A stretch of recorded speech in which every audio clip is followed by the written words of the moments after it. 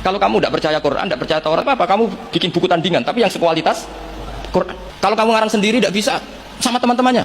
Waktu itu ada kompetisi, siapa yang bisa ngarang nandingi Quran. Itu orang Quraisy nyerah semua. Akhirnya ada orang agak sableng gitu, bilang mampu. Namanya Musailamah, nama. Itu akhirnya ngarang ketika dengar wadzariyati dzarwa fal hamilati wiqra fal jariyati isra fal muqassimati amro. Karena dengar itu kan pikirannya sama-sama di akhir ta.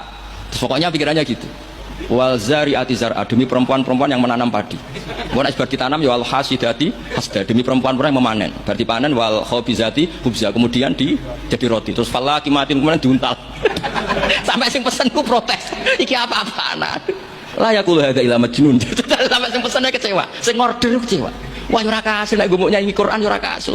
Iku apa-apaan niku? Wong perapatan nak iso kira-kira. Jadi makanya Quran itu ya santai saja, nggak apa-apa. Kalau kamu tidak percaya Quran, kul fa'tu bi asyri suwarim mislihi muftaroyat. Kalau asar nggak bisa surah saja, enggak. Kalau 10 surat nggak bisa, satu saja. Dan Quran fair sampai wa manis atau min dunillah. Nggak apa-apa kamu minta bantuan. Nyanyi alam taro itu begini. Al-filu mal-fil wa ma adraka mal-fil lahu khurtumun tawil wa dailuhu qasir. Kamu tahu apa itu gajah itu apa? Gajah itu hewan yang khurtumun tawil, punya apa? Belalai yang panjang, tapi lahu dailun qasir, tapi apa itu ekornya pendek. Yang pesen saja kecewa. Lha iku cah cilik ya roh nak gajah. Kok ora mbok sifati pisan nang iduk kowe matek. Bandingkan dengan Quran, alam taro kaifa fa'ala rabbuka. Itu mengandung sejarah. Saya cerita sedikit tentang Ashabul Fil biar kamu tahu kualitas kalimat alam taro, kata alam taro. Abraha itu ahli ekonomi. Ketika ada kafilah besar-besaran datang ke haji, ditanya itu mau kemana? Mereka haji ke Ka'bah. Dia pikirannya berarti Ka'bah itu aset ekonomi karena bisa mendatangkan wisatawan. Akhirnya dekne gawe saingan Ka'bah. Tengene kules teng Son'a lah. Singkat cerita Ka'bah tandingan iki digawe min dzahabin wa fiddatin wa rukhamin, pokoknya dari batu-batu mulia. Karena untuk menandingi Ka'bah sing trimo watu ireng kotak. Sono wong Quraisy gak trimo disingi. Jadi kadang mau ngawur ya penting. Disingi mergo betuwa sing suci disaingi Ka'bah abal-abal. Wareng disingi gak trimo terus dia bersumpah akan merobohkan Ka'bah. Setelah itu terus minta fil terbesar dikirimi sama Raja Najasyi. Dikirimi apa gajah, walhasil masuk. Ketika mau masuk di Muhassir, ada yang baca Muhassar, itu Abra ini apa itu fil ini nggak mau masuk. Ketika diarahkan ke Ka'bah itu barokah itu jerum. Kalau dialihkan dari Ka'bah dia lari. Singkat cerita dia mengumumkan bahwa dia datang tidak untuk perang tapi untuk apa? Merobohkan apa? Ka'bah. Tapi mulai dulu di mana-mana invasi itu pasti harus dapat uang, dapat jarahan.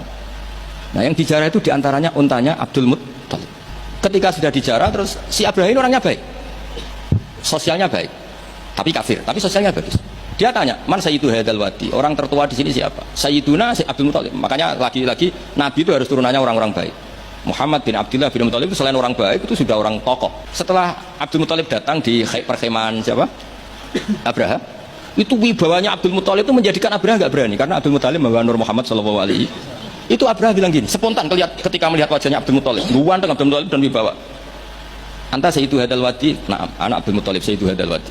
Saya ketua di sini di lembah ini. Saya sebenarnya ingin kau duduk samping saya, tapi umat saya pasti tidak terima karena ini kursi kerajaan, yang boleh duduk hanya saya. Tapi saya nggak berani duduk di atas kamu. Saking wibanya Sayyid Abdul Muttalib. Akhirnya sama-sama duduk di bawah. Sudah hormat sedemikian rupa Abraham sama Abdul Muttalib, saking wibanya Abdul Muttalib. Apa hubungan kamu dengan Ka'bah, dengan Baitullah? Kata Abdul Muttalib, lucu jawabannya, nggak ada hubungan apa-apa. Sementing ontaku kembalikan. Kagetnya minta ampun Abraham. Loh, kamu itu sayyidu hadzal wadi, semua orang itu khawatir Ka'bah saya robohkan karena itu adalah dinuhum, itu agama mereka. Kamu yang ketuanya malah tidak peduli. Saya ini yang punya unta itu, ini robuhuna, saya yang punya unta itu. Wali anna li hadzal baiti rabban hamahu. Baitullah itu ada yang punya, itu tidak urusan saya. Dia punya Rabban hamahu, punya yang punya dan akan melindungi yang punya, itu tidak kewajiban saya, kewajibannya yang punya. Silahkan kalau mau rusak, silahkan, kamu akan berurusan dengan yang punya. Wes, oke dari Abraham, macam aku pengen rusak Ka'bah, untuk dibalik no, wes untuk tak balik no, saya pengen rusak Ka'bah. Ya monggo, tapi kamu berurusan sama yang punya. Tapi sebelum Abraham datang, ini Abdul Muttalib fa'atal baita, kemudian datang ke Baitullah, terus beliau berdoa, ya Allah, di mana-mana orang itu ya menyelamatkan asetnya.